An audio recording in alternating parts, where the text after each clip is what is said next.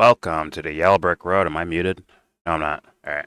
Welcome to Yellow Brick Road. I am Jordan, and today we're going to do a video that I wanted to do a couple days ago, but got caught up in some other shit with Sarah Bils on Jamarl Thomas's channel. There's a video I was supposed to do with her, and I forgot the other girl's name. But like time passed, and the topic became like, there's like mega updates to that topic. I think it was with Iran. So that's why I was like, okay, let me just not do that. Someone asked me to watch that. So I will replace that one with this one. Sarah Bils with Jamarl Thomas talking about Syria and the bombings from Israel and maybe their predictions of what's going to happen. Although we already saw things happen, right? There are fucking people hanging from the streets and all this shit and 500 dead and fucking factions building up and attempted ceasefires possibly, but that's between Israel and Syria and some other like big nations versus like Syria and some of these groups that are maybe forming there, or ISIS, popping their head out over there. So there's a lot of chaos there, and maybe Sarah Bils can, enlighten me a bit. But first, all of us actually. But first, don't forget to share, support, hopefully donate to all the links in the description box. Check them out, read them, share them, then donate. All of it is appreciated. All right. So, yeah, I think I gave a pretty decent intro to what could be happening in Syria. So, without further delay, I'm going to let Jamarl and Sarah take over, run the ship. All right, here we go. By the way, he's always matching his microphones. Weird. Anyways, here we go. So, my guest is here. Excellent. Let me bring her on. I am joined. I think the volume's good. There we go. Come on. There we are. I'm joined with the one, the only, the beautiful, the great the channel. Stunning. I'm laughing at that. Because you're come up, having trouble both. All right. Yo, Sarah, I rock Adidas too. All right, Adidas hoodies all day. Sarah Bils. Sarah Bils is host. She's matching her fucking cup. Well, she's a Navy veteran and current editor for DD Geopolitics. She tends to be a gadfly on Twitter. I see you sometimes when you go. I let her punk on me for sure. Twitter Spaces. Sorry, Sarah. I'm a perv. How you doing, Sarah? You doing okay? Good. I've kept to my word. I'm on my Twitter break, so you probably are you Spaces very much, but I'm on a Twitter cleanse. It's glorious. How long have you been About on your Twitter? a week? I think since my birthday. Yeah, so a week. I would have offed myself. I I've got in, but it's a lot. I can't feel like it's a lot of noise. But there's so much news going on. And it's also controversial that I'm glad that I'm What is the most controversial story that you? And you're right. It is a lot of news. In my spheres. It's the Syria stuff, honestly. This Syria. Yeah. Tell me all about it. Conversation with Laith about it, and I want to get your take on it too.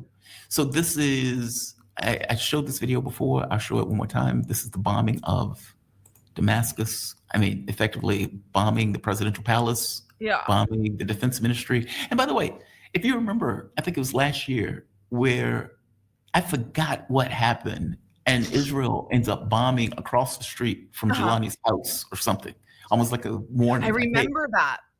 Don't F around. Yes. And now this. قصف جديد يا شباب قصف جديد مبنى قصف جديد يا شباب قصف خذونا بسرعة. What a healthy world we live in, huh? Oh no, what is he saying? قصف ثاني دمروه. نعم قصف. Can you imagine you're drinking a coffee driving by and that happens?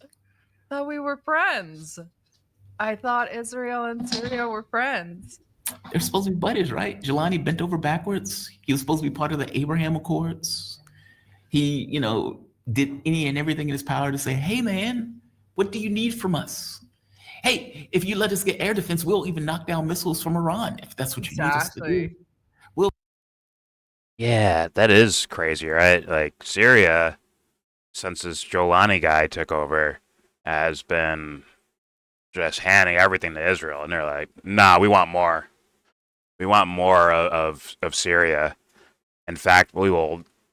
What I think is actually happening right now is the funding of all these different sides. U.S. is a part of that as well, funding all these sides, and get them to destroy themselves or something, or to partition the country even more, possibly, to reshape it in their own image. But the Jolani guy seemed like he was like, "Yo, whatever you need." They were letting Israel fucking military tanks roll through their fucking country without a hindered, or letting them take up air. I mean, granted, Israel was bombing their air defense systems and their jets and all that shit, and anything that can fly, they were fucking bombing it and all that shit. Like right as soon as Assad left, they were bombing all that shit, so that the new Syrian government couldn't use them. But either way, it didn't even make a fucking noise about Israel flying through their airspace. What else? The shaking hands with Trump and Saudi Arabia, and hey, let's work together and we'll help Israel out, and we'll sign the Abraham Accords and all this shit. So yeah, Jolani's been bending over backwards to appease Israel. But man, I don't know. Hopefully Sarah and Jamarl shed some light on this. Granted, this video is from days ago, so there could be new updates that they're not aware of in the video, and I'm not aware of right now. Let's be honest. But here we go. Stop these quote-unquote terror networks from giving arms and supplies to Hezbollah. Just tell us what you need. Just tell us what you need. Look at that. Look at that. Give me your take on that. I feel bad. I don't want to do the whole. I am a Jolani hater, and I don't want Jolani to fall. I think it's disastrous. I do understand why it's going on, even though I don't agree. I thought it was wild that they were bombing the presidential palace. I thought that was a huge escalation. I didn't really know what had justified that, and then I looked into it, and I still don't really believe that justified it. I feel like it was I thought it was quite blown out of proportion. Sorry for the pun, but I thought it was quite blown out of proportion for the reaction. But I mean, that's characteristic of Israel. Right. I don't know where the breakdown was. I mean, we know about the Druze fighting in the south, but that shouldn't trigger a response of that nature. I'm just not sure. Yeah. Maybe you have some more insights, or Lath has some. I mean, before Jamal goes, like, as far as I understand, with these Druze, like, some are pro-Israel and some aren't. I'm getting there. Like, I saw some videos of some guys that are like, nah, we don't work with the. They call it the Israeli entity. I hear a lot of Middle Eastern groups calling it that. It's, I don't know. It's bizarre. I can't say I know. Like, if Israel, let's say Israel was beefing with, sections of the Druze or whatever the fuck. Like, if they want, I bet the Syrian, Al Qaeda guys would just take care of that. Like, they'd fight that shit. They're already like fucking with them, right? Straight up. It's hard for me to believe that Israel cares so much about them like that. So it feels like some sort of geopolitical thing that I'm trying to wrap my brain around. Maybe it's just for encroaching more territory, because that was the idea anyways, right? Was to expand, like, the Golan Heights, right? In like southwestish Syria, right? Like, expand that. And I thought the idea was, like, to move it all the way up to Damascus. Like, I said that idea a while ago, but I thought it'd be different. I thought it'd be like, Jolani's like, yo, yeah, go ahead, take it. It's all yours. Yeah, just take it. We'll take everything. We'll take this one little section in the middle. Maybe the Kurds get something of it. Yada, yada, yada. Like, we'll just carve it up. But something happened, I guess. Let's see if they have any theories or ideas about it. Here we go. Just not sure. Maybe you have some more insights, or Lath has some. I mean, so Lath's take. I half believe Lath, I half don't on this one. But no, I don't say that negatively. I disagree with my guests all the time. Like, it's just my nature, right? Latest thing is that they believe, meaning the United States, that Jolani is not going to be able to maintain control over Syria. And I kind of thought that. And Rubio said as much, right? That in the Senate committee that he wasn't going to be able to maintain control over Syria. And so they thought in the meantime that Jolani would be able to go through and break, let's say, these elements of potential Syrian resistance, like the face of Syria, these groups. The Alawites, the Christians. Well, the Alawites, the Christians, in this case, the Druze that just so happen to be part possibly of it. the Kurds, like anything in allegiance with would them. Potentially have a revolutionary nationalistic spirit that could create a resurgence in Syria that Jolani I want to pause it there. Actually, would go through and break those elements. And his dogs were doing that. I mean, these people were just maniacs. All right. That idea that they don't trust that he could maintain control over Syria, and that these resistance groups will take it back, or even some other, like, who knows, some other ISIS or some shit like that, take it back. I mean, you're all but helping that, aren't you? If you're bombing them, bombing their weapon capabilities, bombing their presidential palace and all that shit, like, that'd be helping these, I guess, rebel groups, if you want to call them that, or whatever, resistance groups. Wouldn't that help them? So, are they vying for a new ruler? It's like, what are they going for? Like, I don't understand how that would, like, how destabilizing them will help them stabilize Syria. Like, I don't understand that logically. And, like, if you had some other, like, wouldn't there be alternative plans you could do to make sure, like, okay, Jelani, sit down, we're going to have a meeting, we're going to talk about this, we're going to figure out a way that you can maintain control, and here will be the added support, we'll airstrike people, because there's no air defense systems, air defense, like, it's not there as far as I understand. Like, Israel is just bombing all that shit. So if it's not there, then there's no threat from overhead, from missiles and planes shooting fucking missiles and drones flying in at people and all that shit. I guess there's, like, rockets or whatever. I don't know. Like, if that's the case, you can kind of help them fight back anything that's there.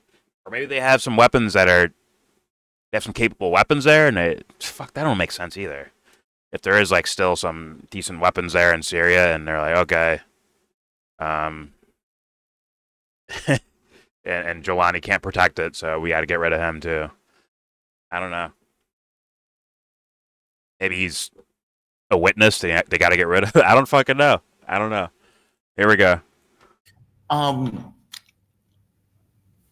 But his thing is, if it falls, though, then they want it to be a failed state. And so by bombing Libya? the governmental buildings, by bombing any notion of Syria's ability to protect itself, whether it's air defense, because, after Syria fell, Israel went through on a bombing campaign day after day after day, just destroying all weapons, all stockpiles, all everything. And so the only weapons they have at their disposal are small arms. And so latest thing is they are trying to destroy any notion of Syria being able to resurge or come back to life. If indeed Jolani falls, effectively it ends up being a failed state. The other point of view is that the Druze community in Palestine was setting shit on fire. They were blocking roads. They were screaming like loud as possible, like, do something, do something. Israel apparently opens up the gate for the Golan Heights. The Druze go streaming into the various areas to try to protect those areas. Israel goes on a bombing spree in this kind of maximum force type thing that they typically do. Now, it's weird to me, and I didn't understand it, because in one sense, you would have some Druze, the leadership, saying, we blame the United States and Israel for allowing that dog to get into office. Yeah. And then in another sense, you have them setting stuff on fire, saying, hey, go protect us. And it's like, okay, what is going on? What the hell is happening?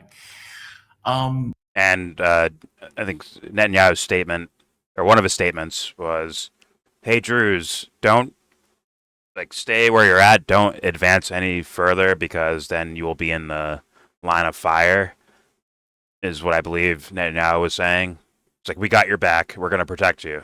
Like it was the idea this guy was saying.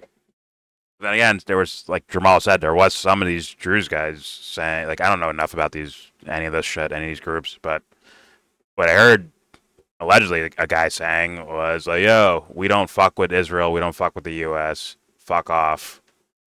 Right, and some of them did just leave and cross over. Right, and like there's like a video of like a bunch of people like just crossing a border or crossing a territory. So, yeah, let's hear what they got to say. I'm just confused. Here we go. The way Lath explains it is that there are two different sects. You have one that are belonging to Syria, which is more revolutionary in the way they look at the stuff, and the other one is serving in the Israeli military, is part of the Israeli government, part of Israel. And these two things, even though both of them are part of the same religious sect, have very different political priorities. But both of those political priorities end up being, hey, you need to protect your own from these dogs that are killing us. It's complicated. Like it really, like I saw that and I didn't know what to think. I was like, what the hell just happened? Well, I think that's important. It could be a political for move. People, especially in It could be like a political move by Israel. Like if they, I guess, value the representation of the Jews that favor them, right? To where, okay, let's. All right, we actually do have your back for the sake of like geopolitical allies and terror, and they could be essentially like a wall between Israel and whatever's happening in Syria, like a protective wall in a way, or maybe like a human shield wall. But all right, here we go. It's complicated. Like it really, like I saw that and I didn't know what to think. I was like, what the hell just happened? Well, I think that's important though, is for people, especially in this region, to understand the border, the kind of nationalism that crosses borders. And I think that is that's sort of understand. Well, actually, you know what? I think the borders are drawn strategically in a way so they cut people into pieces in these tribes. But then you also have the Lebanese Druze who have a different set of opinions. India, Pakistan. If they're coming in, they're trying to come in through their borders, and the Lebanese army are stopping them. And then you have split factions inside of Syria. That we had one faction accept a ceasefire, and the other faction say we're fighting. So the the Druze get very, very complicated. They're very tribalistic. So there's a lot of familial grudges and whatnot, and so it's very I don't want to say archaic because they're not an archaic people, but the culture or the society or maybe the relationships are they're almost like the Balkans in the sense that they're very old fashioned, very sort of barbaric, conservative. So they're very tribal. But when it comes to a kind of fellowship, they do all band together, which is kind of how it's supposed to be in the end. But I do agree with Lath in the sense that they don't want Syria to rise up. And they want it to be a failed state. What they really want, and I think you and I have talked about it actually, is they want Syria to be a buffer state. These dogs that you keep calling them dogs, the Jolani dogs. These guys are animals. They are dogs. The dogs that are running around and hurting all of shaving these mustaches. They want to use them as a regional force to subdue Hezbollah, and then to use it as a buffer and a cudgel against Iran, and then possibly into the Caucasus if they need them to. So yes, there's a lot of that. There's a lot of we don't really care about Jolani. He's quite disposable. There's nothing that says Jolani is who he is. Like we could pick anybody and make them do this job. I think that has a lot to do with it. There's Jolani got a terrible jump shot. I saw a video of him playing basketball. His jump shot's horrendous, but it might be better than LeBron James. All right, here we go. He's really lacking in leadership quality. He can't get the people together. Even I'm not even talking about the civilians. He can't even get his dogs together.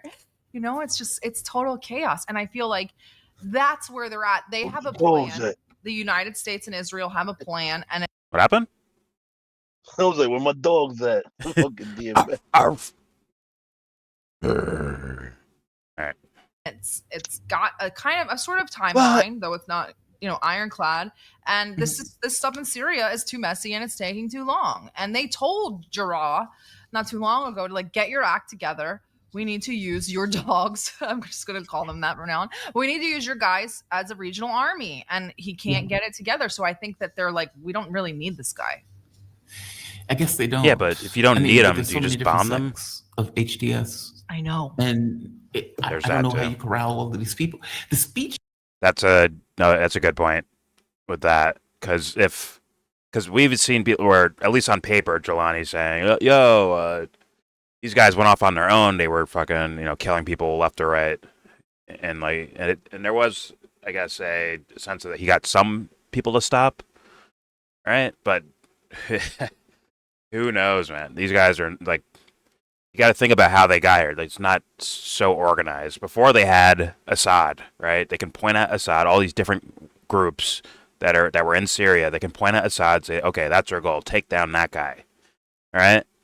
But now that that's gone, with that, now people are doing all these other shit, man. Like, who knows? Who knows if like the idea of like Jolani with the Alawites or whatever. Like, okay, did he send them out there? Did he order them to go out there and start killing? Did they do it on their own? On and so forth. With the Druze, we saw videos of people where they like try to humiliate them. Grabbing, like, I saw a video of them grabbing like an old man, just like a razor, like a plastic razor for shaving, with no fucking shaving cream, no nothing, just ripping at his face to get his mustache off, like to embarrass him. And then they kill them a lot of times. So like, who knows if Jolani ordered that, or these guys just went off on their own thinking like, we run Syria now. We're just doing whatever the fuck we want. Once again, there's like factions on top of factions on top of factions all throughout. Like, it does look like it's going to be a failed state. And Jamarl mentioned earlier, which is something I brought up in a video before. It wasn't the main focus of the video, but it was a part of it where Marco Rubio was talking about, like, well, it looks like war's going to break out in Syria, so, I'm concerned about that. It's a fucking mess. Their idea that they were just saying, that Jamarl and Sarah were just saying about a go-between state, in a way, like a halfway house almost, like, possibly, or it's just, just an absolute failed state, just different factions that they pop up into war every so often, but for the most part, you can kind of just run over it. I would assume that the U.S. doesn't want that. I would assume the U.S. wants, like, control. Like, all right, you guys take this territory. You guys take this territory. You guys take this. Yada, yada, yada. If we'll all sign an agreement, just do this so we can build some fucking casinos already. Or you can stay. I mean, well, I would think eventually they'd want to move into something where it's like very, like a giant market, right? With casinos and strip clubs and shit like that. But if they need like a period of time where they're just a straight up like heavily like hyper religious, but different religions, but very much conservative towards their religion type shit, just to keep order for a while until they have like, okay, now we can just fully like run them over and get some McDonald's built in there. Or hopefully you can just talk to the leaders and get them to do it, or they start building casinos and shit, and then boom, ordered place. But who knows? Like with Israel, I'm thinking they want to expand territory, and once they reach the territory, like the I guess the areas and the strategical places they want to be in, to be like, okay, now we're good here. This is ours. We're good here. That's where I think they would want to go. And yes, this does implicate things like with Iran. It really does, as far as territories to fight in, and Lebanon, by the way, too, as well. To just have like hold strategical places would be like, very important to geopolitical devil worshippers. They want to be able to fuck anyone up anytime they want to, type of shit. But all right, here we go. That he gave is mind blowing. I don't know if you heard the speech that he gave after the bombing. It was late last night. I don't think I heard it. What? Can you give a? Okay, yeah. So let me see if I can find it. Where is it? Okay. Listen to this. Now, again, his his goons, dogs, whatever you want to call these animals, have been going through I'm such a murdering perv, and Sarah's en such a masse hottie. ethnic minorities all throughout Syria. Like this has been their mission. They want to create their caliphate. He says, our people rose up in a revolution to attain their freedom in triumphant, offering tremendous sacrifices. The people remain fully prepared to fight for the dignity should it come under any threat. The Israeli entity, which has always sought to destabilize us and sow discord among us since the fall of the former regime, is once again trying to turn our sacred land into an endless arena of chaos. Through this, it aims to fracture our unity, weaken our ability to continue on the path of reconstruction and national revival. The entity never ceases to use its every method to plant conflict and division, forgetting that Syrians, with their long history, has always rejected disunity and partition. Ain't that some shit? Like, you have been literally murdering. Said it again? I'm sorry. He wanted normalization. He was like on the brink of normalization, and now they're, what did he call them? The entity. The entity. The Israeli entity. Cool now. You don't get to be cool after you were negotiating with them. And he still wants unity. Yeah. I mean, in fact, I'll give you another one. You're going to love this. So Marco Rubio and Donald Trump were sitting in the meeting. Where is the clip? Don't tell me I got it. Right here. Right here. I think this is it. Yeah. So Marco Rubio, Trump are sitting in the meeting. Listen to the way Rubio describes this and think of what he leaves out of this conversation. But they ask him, hey, Israel is bombing your client. Like, you just got rid of sanctions. You're trying to have the Abraham Accords. And Israel is bombing the shit out of the ministry buildings. And also the recent appropriations bill that was passed. We're sending, I believe passed, right? We're sending $300 million to, I guess, both Syria and Iraq. So they're also, it's not just strictly taking sanctions away. They're actually financially supporting these countries. So here we go. The presidential palace, no less. Yeah. Potentially the president is in it. But they're bombing shit out of the building. One of my subscribers pointed out that Ben Gvir said Jolani needs to die, that they need to take his head. Yes, he did say that. Yes, they did. He called them the head of the snake. I don't know how many heads this snake has. It's got Iran as a head, Hezbollah has a head. It's like a 30-head snake. So now Jolani is the head of the snake. And yes, Ben Gvir did come out yesterday and say we must cut the head off of the snake that is Jolani, and we must protect the Druze. Ben Gvir is a Porky Pig weeb, by the way. I just want to point that out. He's like the dweebiest looking dude. Like, you can tell he's picked last in kickball every time, if picked at all. You can tell he's like one of those guys. Just, no self-confidence. His confidence is based on other people, like, holding positions of power through schemy ways.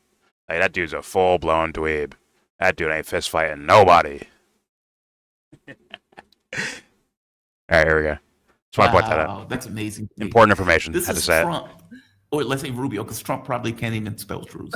Yeah, it's complicated. Obviously, these are historic, long-time rivalries between different groups. DREWZ. The Druze community, and it led to an unfortunate situation and a misunderstanding, it looks like, between the Israeli side and the Syrian side. So we've been engaged with them all morning long and all night long with both sides, and we think we're on our way towards a real de-escalation and then hopefully get back on track. Misunderstanding. Nah, fucking chance, bro. Like, I mean, maybe. I who knows? But like, the way, once again, you can have a ceasefire between, Israel and Syria and some other countries, all right? But once again, we just, like Jamarl and Sarah were just saying about all the different factions. They're like, where's your ceasefire for them? Like, how you gonna get them to stop? That's why it just sounds like, hopeful, wishing, hopium style shit. For creepy shit, but hopium nonetheless. Doesn't sound, as of this moment right now, does not sound or feel realistic. But, alright, here we go. Maybe it can happen like years or something, but like, it doesn't sound legitimate right now. But here we go. Towards a real de-escalation and then hopefully get back on track. Misunderstanding. I mean, dude, where's that clip? Where's that clip? They're blowing up the presidential palace. How's that a misunderstanding? Like, they're literally blowing up the building that the president is supposed to be in the defense ministry. I mean, you saw that explosion, and he's like, yeah, that's a misunderstanding. And when he's can you believe how we've gotten here, though? Like, this is all incrementalism. That, like, I mean, we've always done it with Israel, but it's never been this blatant. And over the last 2 years, I mean, that's the incrementalism that they've, and I say they, I mean Israel in tandem with the United States, that they've kind of pushed us into. Oh my God, they're bombing the equivalent of the White House. It's a misunderstanding. Oh, you know, they're committing a genocide in Palestine. They're defending themselves. It's all these euphemistic sort of news speak, double speak, like play everything down. It's what they do with Israel, especially. Yeah, it's like that dangerous baby. I had to kill him because, you know, he was just super dangerous. I mean, this is a misunderstanding. Yeah, that's the White House. People need to understand that's the White House. That's Syria's White House. That was just bombed like that. Through the middle, down the sides, the whole thing. Bombed. Just misunderstanding. Sarah, it's just, you're overreacting. Just misunderstanding. Just misunderstanding. Right. And this is a country that has no air defense, no weapons to speak of, nothing other than really like small and maybe some medium arms to, like you said, I saw this clip. To break up these groups or subdue them. I saw this clip. Other than that, they have no method of defending themselves. He's begging for air defense. Like, this lady's like, holy shit. Poor woman. Oh, I know. She's like, holy fuck.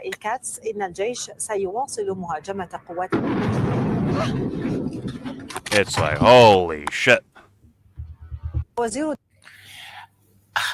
She was supposed to stay there and do the news. She failed at her responsibility. Oh, dear. She was supposed to stay there and do the news. Yeah, you got to toughen up. That's what I'm saying. She was supposed to stay there. If Israel's having a misunderstanding, I'm not doing the news. I'm leaving. I don't want to be misunderstood by Israel. I would have preferred to leave with a bit more dignity. That's all. Okay.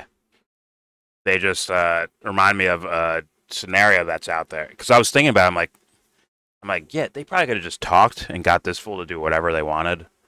All right, they could have talked to Jolani or talked to the United States, and the United States talked to Jolani and be like, yo, this is what they want, so do it. All right, they could have did that, but they didn't do that. They just fucking just went right to bombing. And there's a story out there of, once again, allegedly, can't say I know if it's true or not, but there's a story about Netanyahu. There's something with, it wasn't like a prosecution, but it was like,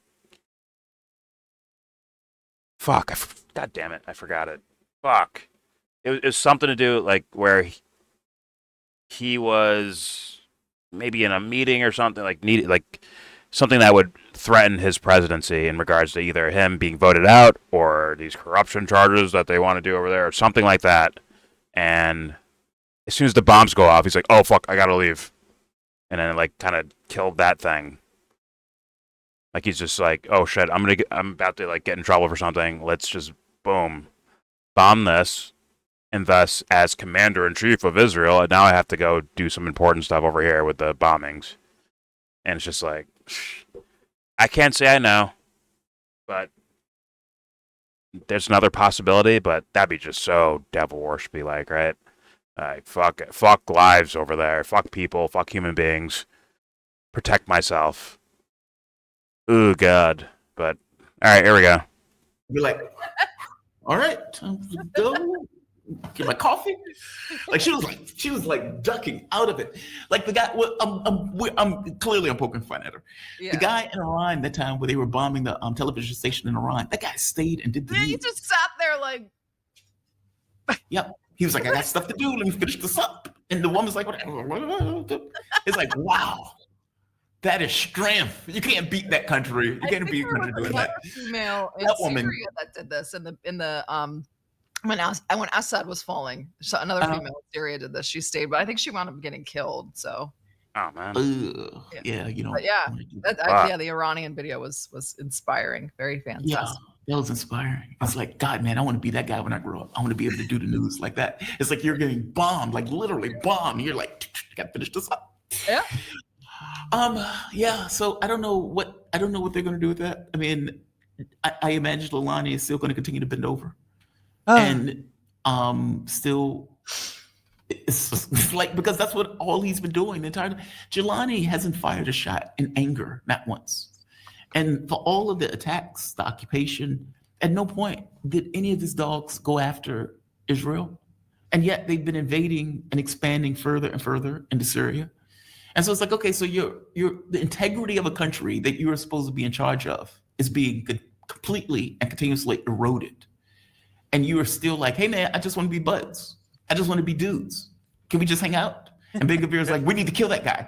Hey man, I just want to hang out. I just want to be your guy. It's like, okay, dude. Like at some point, I still don't think they're going to fire a shot in anger. And despite them blowing up the presidential palace, it's not like they did anything about it. They can't really. I mean, really, what could they do about it? Honestly, I mean, like in the grand scheme of things, what could they do about it? They have no political currency. They have no military. They have no nothing. They have a bunch of. This was so. Well, once again, I want to point out that recently the U.S. is going to give them probably not all of the $300 million. I think it's splitting with maybe it's both of them getting $300 million. Maybe it's Syria and Iraq getting $300 million. I mean, in their world, in geopolitical world, that's like peanuts. It's a lot of money, but it's kind of peanuts too. But I don't know exactly what that was for. I should actually probably. Actually, let me see. Let me see real fast. I don't feel like reading through the fucking bill, but Thomas Massey.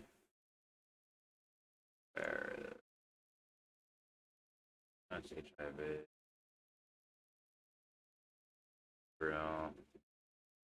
Wait. He didn't show the Syria one. Is there more here? Pakistan. Vote. Overseas humanitarian. Okay. Foreign security forces, irregular forces, groups, or individuals participating or preparing to participate in activities to counter the Islamic State of Iraq and Syria. Okay, so they're saying it's for fighting ISIS.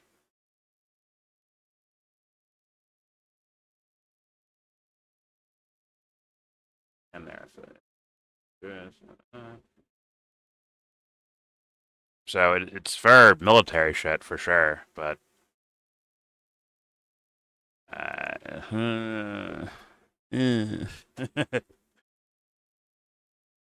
don't think it'll be anything that could stop an Israeli jet just flying over it. So like nothing that will actually for a military with capabilities like that, they are not ready for it. But for ground forces, a fucking Royal Rumble, I guess so. They're like Trump gave him the call. Like, listen, Jolani. Listen, I'm betting on you. You're a big, strong, big, strapping shoulder man. You have big shoulders. I love it.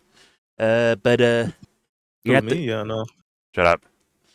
You're gonna have to fight one more time. Sorry. I hope you win, but you know. To the winner goes the spoils. Good luck, pal. You say such massive hands, by the way. Big, strong hands. I don't know. Who knows? It's like that statement in this thing. Just there's too many hands that play it in regards to that. Like, where is it? Like, look how they define that. To foreign security forces, irregular forces, groups, or individuals participating or preparing to participate in activities to counter. Like, that is a lot. Here's more here. That's Taiwan to combat China, Jordan, and then it's not the Syria one. Okay. It's kind of the similar thing, but it wasn't directly about Syria. So once again, that sounds like it has like a lot of hands involved with that. So this is weird. I mean, but anyone thinking to go back to this, anyone thinking that maybe Netanyahu was trying to delay, something where he gets in trouble for something or loses power in some way, say, all right, let's bomb over here so that I have to go do presidential duties and avoid this whole meeting and, possible penalty. But all right, here we go. No military. They have nothing. They have a bunch of this was so predictable from the beginning. We have a ragtag band of brothers put together by Turkey and Idlib. I actually just finished this really great book about Syria. And it talks about what Turkey did in Idlib to get these people kind of ready to go, intermarrying them. Now there's all these mixed families in Idlib, these children and stuff. And these aren't like organized militias. Even in the best case scenario, they're armed terrorists that are just running around willy-nilly. That's what they utilized to overthrow Assad. Of course, you could get them to center around overthrowing Assad, but you should have known from experience, especially in Syria. We've already done this in Syria, that once the leader is weakened or falls, all of these groups form vying for power, and you just can't. And then they change. I am names, streaming, just so you know, Teddy. They break up, just and in then case they you come don't want back, to be and like. So it's famous. just par for the course. It's just another case of the United States kind of repeating the same thing. And I don't think that in this instance they even expect a different result because they're ready to just kill the guy and move on. I don't think they care. No, I really don't think they care. And that was the other thing. I got to be honest with you and give me your take on this. I thought that part of the rationale for allowing a caliphate, for lack of a better word, to take place in Syria was because nobody cares if you take down a terrorist. Like, meaning, it's one thing if you have an actual leader of a country, okay, that's provocative. But a terrorist is a terrorist. And all things being equal, Jolani, he may shave his beard. He may, do whatever. At the end of the day, he was a head chopper. His hands are stained with the blood of people's heads. Jesus Christ. And he's still presiding over a group. I'll go with the dog thing. So I'll stay consistent. Presiding over a group of dogs who've been going through and murdering people left and right. I just saw the hospital thing on your channel. That is grotesque. I can't even show it on YouTube. I wish I could. Where they went to the hospital and effectively murdered all of those people and just the bodies strewn all over the place. Okay. That is what Jolani is presiding over. So if you're Israel, what does it matter if you kill him? Like, that's the part that was the part that was confusing also. It's like, these people are animals. Do I really care? Like, it's like, okay, what animal do I vote for if Israel is murdering, like if one animal is attacking another animal? Well, I'm trying to think geopolitically, like if Jolani's in control of Syria, right? And let's say he is like, well, we've seen it, like the Al-Qaeda guy, $10 million bounty on his fucking head. Yeah, we saw all that. But it's like, for people who are okay with terror, let's be honest, the Israeli government, the U.S. government, Turkey, these guys are okay with quote-unquote terrorists being the leaders of a country. They're okay with that because they do terrorism themselves, right? But let's say they're like, okay, you're some terrorist, you're a throwaway, we could just kill you. If that's the case, then but wouldn't that create like a even bigger problem over there, like a fucking vacuum? So I guess maybe the idea would be like a failed state, like okay, let it just be pure chaos and then when they're done killing each other and they settle down, we just slowly keep building our border further and like quote unquote border, like to go on heights further and further north. Maybe that and north and east. Maybe that's the idea. I don't know. I'd figure that these corrupt devil worshippers would want some sense of order, right? Not have it just be pure chaos. So I don't know though. I don't know. Here we go.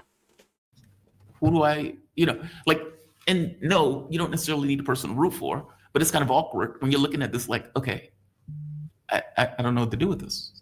There's no good or bad side in this. Both of these groups are animals. one animal is bombing another animal because the animal was killing other people. All right, where do I go with that? It's very possible that part of the rationale for allowing Jelani to take over is because there's no issue with taking down Jelani. Nobody's going to cry for him. There's And it also allows a really good story. Well, why that they destabilize can someone you have curate around control this, of? which I saw kind of coming a little bit to fruition yesterday. Yeah. I don't remember who was talking to. It was either it was Zionists or Israelis or something, but they were saying, "Well, we must protect the Christians," and I said, "Oh hell, no, you don't. No, right you there. don't. You got to expand into No, Syria to you protect the don't. We Christians. must protect the Christians." I said, "What about Yes. the Christians inside of Israel? One." What about the Christians? They were slaughtering them from February to April. Now you woken up? Like, there's no Christians left. Like, what are you talking about? You got to That's protect the the narrative. Christians. We got to protect the. Well, I said yesterday, they said, do you understand why this is happening? I said, of course. I mean, I don't agree, but it's because of the fighting in the South and the Druze and all of that. And they're like, no, we must stop the genocide of Christians and the Alawites. I said, what the hell? The Jews start caring. But if they wrap it up in that, then it becomes this noble sort of, we're protecting the Druze, the Christians, and the Alawites from these savage Turkish dogs. I know we're committing a genocide here. No. Damn it, we need to protect the That's Christians. self-defense. Yeah, that ain't working nowhere. Sorry. Not in the U.S. and the amount, like, forget about the world right now, or Western countries around the world right now. Like, they've seen too much. They've seen too much. So Israel, you are not. It's not going to be some sort of PR benefit for you by doing this. It wouldn't be. So I can't believe that'd be the reason why they're doing what they're doing. No fucking chance. Here we go. No chance. right. That is God, man. Sometimes I hate language. Sometimes I love it. Like sometimes I get a high off of when people can put words together in a way that just is kind of emancipatory, euphoric. This language I don't like. This is depressing. No. It's like, yeah, we're defending ourselves against that rabid baby, and we're protecting the Christians over here, so we have to expand into Syria and take more territory. We spit on the Christians here, but we're going to protect them in Syria. Yeah. Oh God, that's horrible. What's another main story that you've been getting? This was, for me, there are days that are very difficult for me to find stories. Really? Even with Trump going and crashing out so much? But see, that's just it though. Like when you do a show every day for 3 hours. You can't talk about him crashing out every day. It's just it's like every day you're hitting. Like I'll tell you this: when the war first started, when the Ukraine war first started, I had just met my ex-girlfriend, my current ex-girlfriend. My current ex, that sounds weird. My ex. Yeah, I don't know how to say that because that sounds weird. But whatever. I had just met her. Life had gotten exciting. I had just left my wife. Oh, shit. Well, I didn't leave her. My wife left me, but It's too much. Too much Jamarl. And so life had gotten very exciting. And then you added a war onto it. Mm-hmm. And it was a war that I was like, I cannot believe people are killing each other like this. And there's a huge amount of energy built into it. And that energy is there for about 2 months. And then after a while, you're like, okay. Yeah, you let it go. War. Yeah, there's nowhere else to go with it. It's like you have war fatigue almost. Your body's like, I can't stay like keyed up this high about this topic. We got to stop. And I feel that way about Trump too. Like every time a post comes out, I'm like, oh my God, I don't even want to read it, let alone talk about it. But I thought yesterday's post was kind of wild, didn't you? The long one. Pause. But philosophy and psychology, it saves those things because the point, and morality, obviously. If you're just doing this to cover geopolitics or just politics in general, yeah, you're gonna fucking probably burn out or something. But for me, it's first of all, it's not entertainment for me. It's not entertainment, except for Alex Jones. He's entertainment for me. But regular stuff like regular politics, it's not entertainment for me. I genuinely see something. I genuinely get pissed, and then I genuinely talk about it. That is it. There is no, I don't know, hunting for stories or whatever. Like, not really. I look for stuff, sure, but it's not like a, well, these guys, this is their, fair enough. Like, it's their job, right? These two people. This is not my job. right? I do this because I feel like doing it. But the reason why, like, I'm intrigued by certain things in the sense of, like I say it all the time, like an IQ test. Like, yo, all right, this event happened from, let's say, this politician or this country or something. Then I step back and I look and I ask, like, hey, you supported this person for the exact opposite reason, and they're going against exactly what you're saying. Like, where are you at now? And to watch people do backflips to maintain their fandom for something is just, what the fuck? I have, like, my soul has no choice but to do something, like say something or do something about it. Like, even if I don't record a video on it, right? The ranting you hear on this channel is the ranting I do when we're not on. I'm not recording anything. I do the same ranting because I genuinely get fucking pissed off at this shit. Genuinely pissed off. So, like, I don't know. My advice, guys, make it existential. That's all you're getting. All right, here we go. Which one? Oh yes, I saw. You mean the very long one where he says it's Obama, Clinton? Yeah. I'll show you the clip. I pulled the clip. This is Trump attacking his base. Is this right? Pause. Yeah, he's attacking his supporters. Yes. Oh, so we're getting bonus There's content another here. one where he called in on a radio show, and he brought it up. he brought it up. I thought it was just Syria here. But Okay, this we're one, going Trump, this is so wild Epstein. to me. And by the way, nobody is accepting this. Even the most cultish, with the exception of Ben Shapiro, that asshole is accepting it, that goofball. But even his hardcore supporters are like, dude, Oh, why yeah. are you a pedophile? Like, this is outrageous. This is Trump throwing his body On the grenade. It's wild. This is wild. I mean, once again, this is an older video, like a couple days old video, maybe a week, whatever. But we've seen some. Trust me, there are now Trump fans. They're taking the story and turning it on its head, essentially, and saying, well, especially Alex Jones. Like, oh, see, look, Trump is saying that the Democrats, I guess, tampered with or fucked with the evidence and made it into something that it's not, that it's actually not. And they're gonna, like, try to embarrass me by getting me to release these things because they know it's fucked up. That is now a narrative for Trump, another excuse for him, as usual, from the same actors, especially Alex Jones. It's just, I mean, if you don't realize he's full of shit, good fucking luck to you. But it's also pure comedy. Like, he is just horrendous at his job. Like, I don't know how the fuck people are still giving him money, buying his stupid fucking blue methylene or fucking creatine or whatever the fuck they buy from him. Like, it's a blatant fucking snake oil salesman, and people are falling for that, which is incredible. He's like, Alex Jones at some point, well, he'll start selling like holy water in like little vials, pure, 100% unadulterated holy water, straight from Jesus's nipples. Drink it up, heal all your wounds, cure cancer. Infowars.com. Like, he's like there. But all right, here we go. Yeah. Look at the results already. So we have 16 trillion. YouTube section this morning, you mentioned past supporters when you were talking about the Epstein issue. Does that mean that you're effectively disowning any supporters who are now I lost a lot of faith in certain people. Yeah, I lost. Because they got duped by the Democrats. The Democrats are good for nothing. They've done a terrible job. They almost destroyed our country. If I didn't get elected, all these numbers you're hearing about, they found $25 billion and another 25 is coming in and hundreds of billions of dollars is pouring into our country. I'm making money. We just got the biggest tax cut in history. We just got the biggest regulation.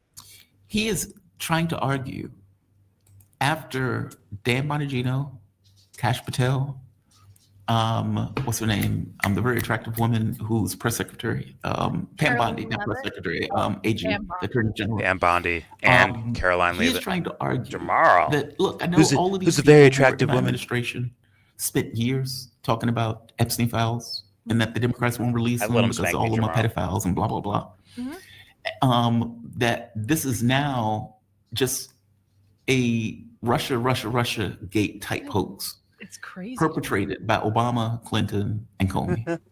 And they're just out to get me. That is actually the worst move he probably could have made, honestly. How does that work? And he's alienating his base. You know, I'm not a MAGA. Obviously, we're not MAGA, but I do listen to MAGA. I like to know what they're talking about, and what they're thinking, and some of the staunchest people that we would make fun of because of how, you know, bring how them much up. they were Bring really up going to Alex Jones. denial or cognitive dissonance for Trump have been like, I heard one the other day saying, if it comes down to burning down the government or not releasing this list and protecting pedophiles, I want to burn down the government. And I was actually really shocked that came from someone who was a very strong proponent of MAGA. This is definitely separating the wheat from the chaff, but in this instance, it's basically separating the sycophants from people that have a shred of integrity left. I mean, these podcasters have no integrity anyway. I honestly hope it's the end for them. But that is exactly what I call an IQ test. Like when events happen, you'll see where people fucking stand. And that is an important lesson. Although a lot of failures happen, right? You had 4 years of Trump, 4 years of failure, and motherfucker still jumped on the train. And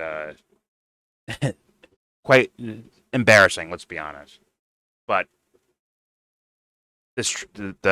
all these things, there's always going to be events that happen that allow you to like, okay, this guy's full of shit. Now I'm not going to be tricked by this anymore. And I'm hoping Trump fans actually take the Epstein stuff and be like, okay, well, what else is he lying about? At the same time, the PR machine is at work right now. Like I said, the Alex Joneses types that are trying to take care of the conspiracy world of things, where he's trying to mind melt people and then be like, no, Trump's awesome. No, he's a good guy. He's just messing up a bit. Oh, wait, actually, he's not messing up. It's a trick by the Democrats. Now I get it. And he's just like writing it backwards.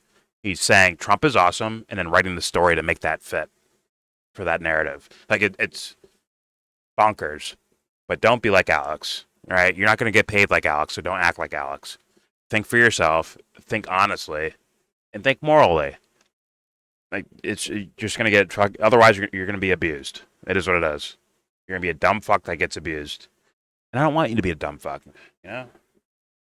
Be awesome. Be cool. You know what I'm saying? Anyways, here we go. It does separate them from that. And he's calling podcasters. He talked to Ben Shapiro, who's always on his side no matter what, because, you know, it's Israel. Charlie Kirk. And he talked to Charlie Kirk. He called Charlie Kirk. Dinesh D'Souza. Make sure that the messaging was correct. So probably these people are just take sellers on online, and he's alienating the people who question him. This is a really bad sign. Yeah. This whole like Tucker lost it. Tucker was like, I'm not saying there should be a revolution, but damn it, if there is one, this would be a reason for it. I mean, I was talking to someone last night about it, and I think it's the news speak that really is the grading part. It's like the deny what your eyes have seen and just believe what I tell you. This Epstein thing, I'm not an Epstein head. Obviously, I very much care about child trafficking, but I didn't get deep in those rabbit holes. There's people that hung their entire careers on this. Not saying that they were wrong or they're victimized. I'm saying they were right. They hung their careers on this because they knew how serious it was. I mean, look at Wendy Webb. She's about to come out with a whole new blog series. And then for you to sit here and tell us, all of us, even down to the most layest of layperson, that this isn't real or it's a hoax is insulting. It's insulting and degrading, and it's just, I don't know, it's disgusting. Oh, Sarah, see, it's a Democrat hoax. Epstein is real, but what the Democrats have done is they've taken the evidence, they tampered with it, and now it's a hoax, a plot to take down Donald Trump, the greatest president of our lifetime, and he's ushering us into the next golden age of America. You should understand, Sarah. You're going to get responses like that. Both of you, Jamarl and Sarah, you're going to get those responses. Now, I'm just going to, fucking verbally lace them. Let's see what you guys do. All right, here we go. It's like, why is Ghislaine Maxwell in jail then? And that's the other thing. Now we have this strange situation with Ghislaine. She's a part of the deep state. Well, I'm going to do a tell-all if you don't give me a pardon.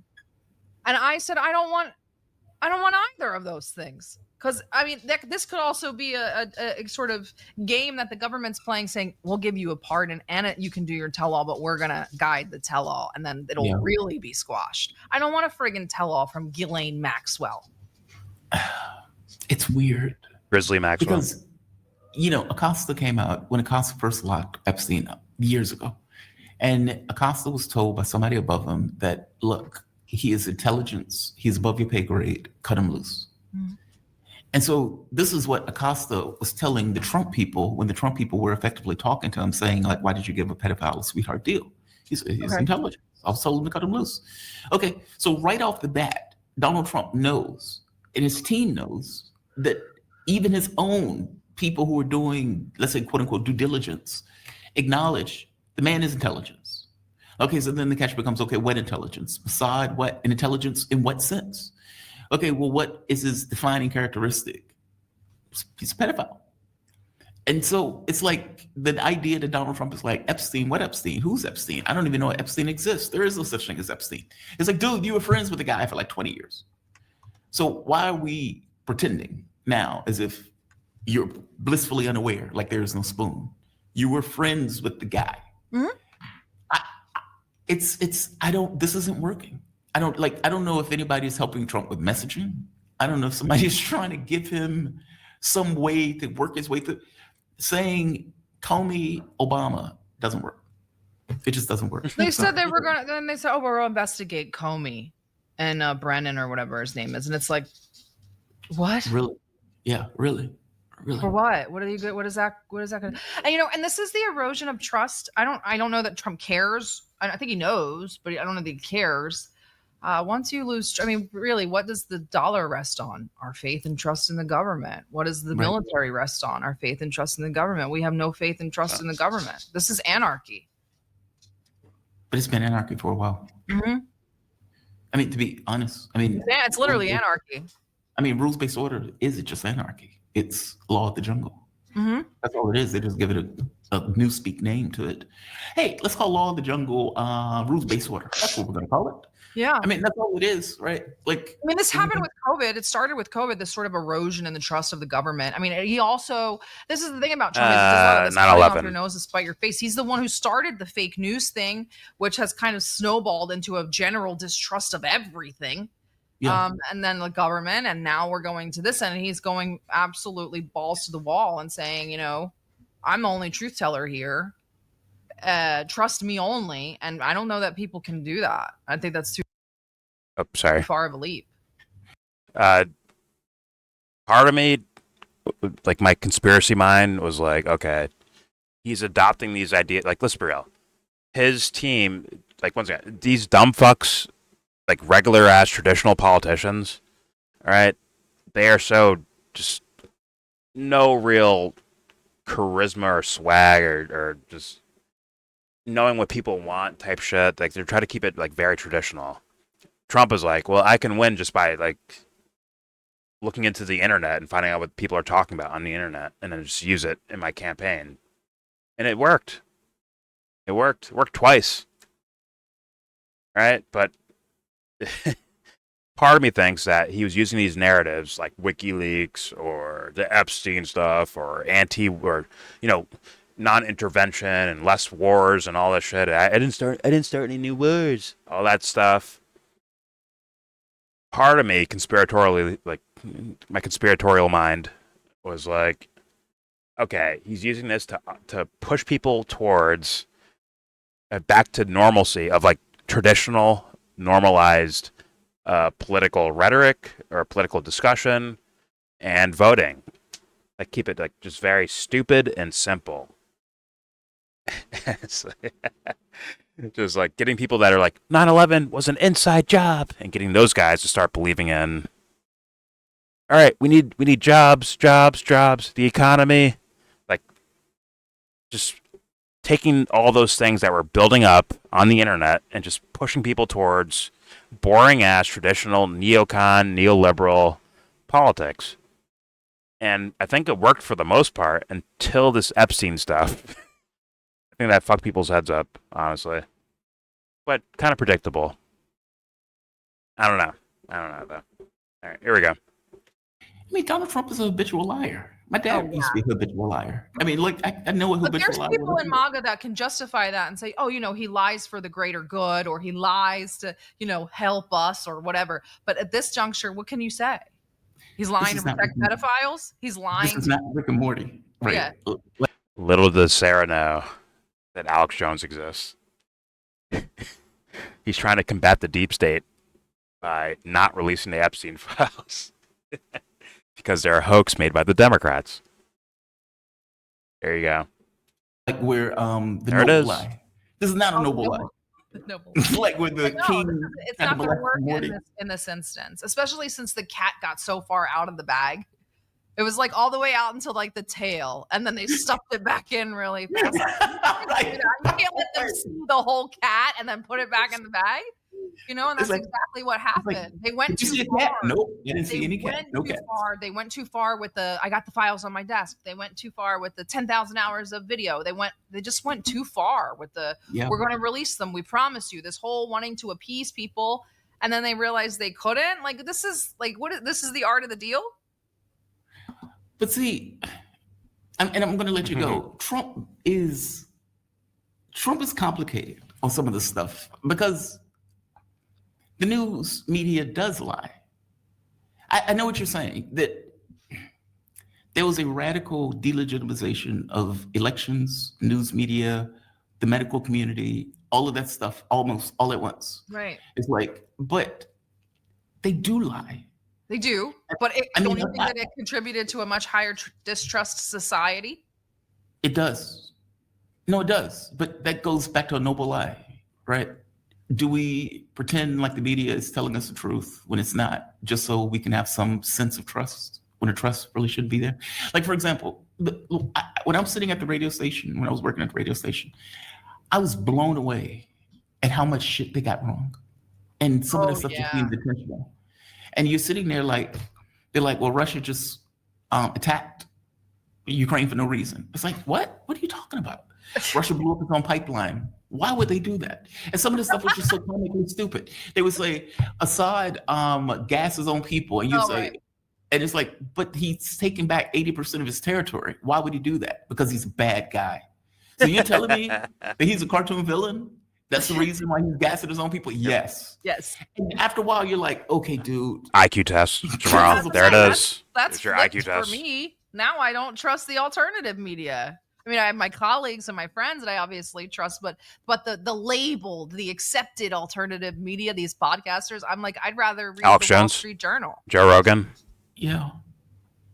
I mean, damn, she just said that, Wall Street Journal. Little does she know. All right. Interesting thing, you can read the New York Times and it may be 20 paragraphs down. Oh, yeah, we always talk about that. It's like at the bottom. Right, it's like at the very bottom. You're like, there it is. Or you have to kind of read around what they're saying. They're saying it. But I like that. It makes it kind of fun, don't you think? It makes it into like a little game. It's like a crossword puzzle. The New York Times has so many games that they don't even know. It's like a little. It's just strange. But there's always little kernels of truth. That's why I love the New York Times and the Wall Street Journal. Because they give you such great platforms to be like, I'm going to go research this little sentence that they like revealed somewhere in this random paragraph. So many of my articles come from like reading these things and be like, they missed one of the most interesting parts about this, I think. And then I go research that.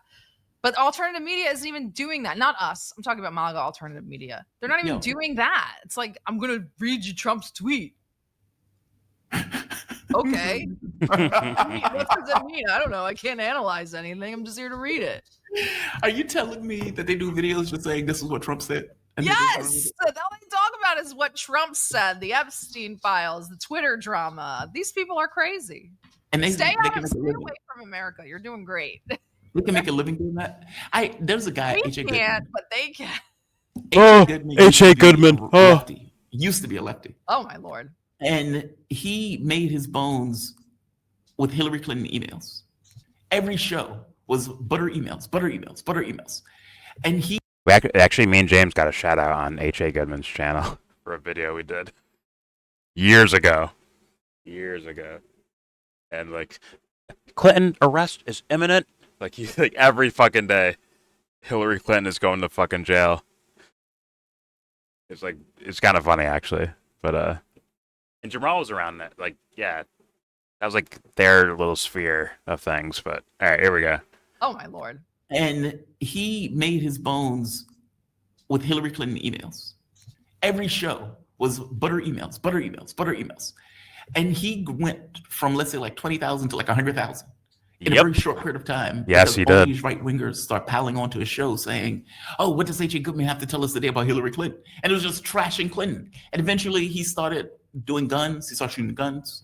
Then he started, and his audience effectively pushed him so far to the right that he just became a right-winger. It was bizarre. Fulfilling prophecy. Yeah, it's weird. I don't think my audience could ever push me politically. I feel like my colleagues could, but I don't think my audience could. My audience couldn't do either. I would just lose them. I mean, for COVID, for example, they were completely against me on COVID. Completely. Even to this day, they said Jamal lost his fucking mind on COVID. And I'm like, I don't care. I don't care what I heard about COVID. I was like, yeah. They said he lost his mind on COVID. They you could see him in the chat. They would start putting. That's respectable. Like, yeah, he's out of his mind on COVID. He's wrong on COVID. He's wrong on COVID. You would be surprised. Yeah, Sarah, you are fantastic. You. I mean, thank you so much. I dunk on my audience. That's a good one. Okay, you guys. Sarah. All right. Yeah, that took. I thought the whole thing was about Syria, but I guess it wasn't.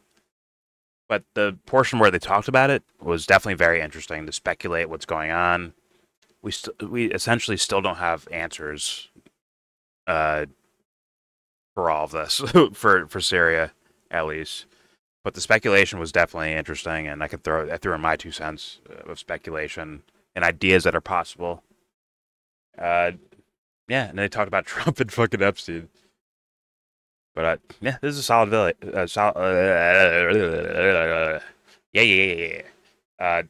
Sort of solid video, I think.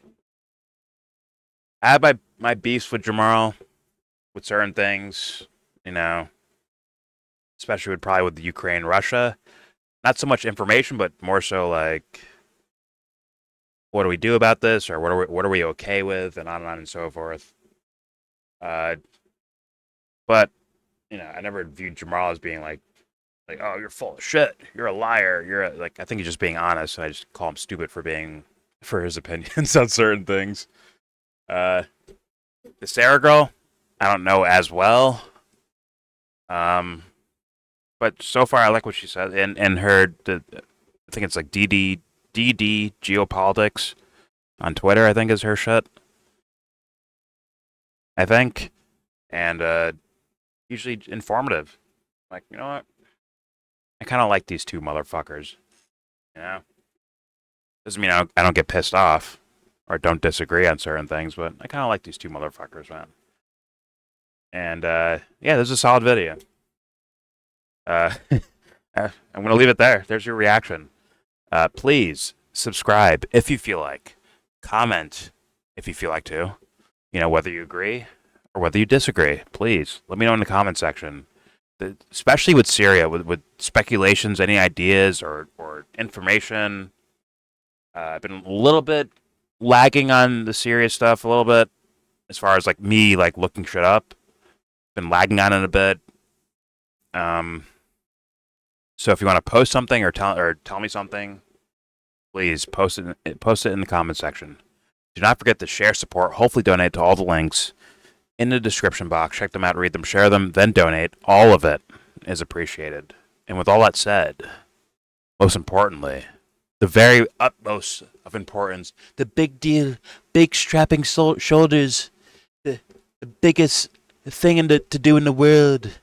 It's so big, and anything else is fake news. Give this video a thumbs down. Say you wanna get in.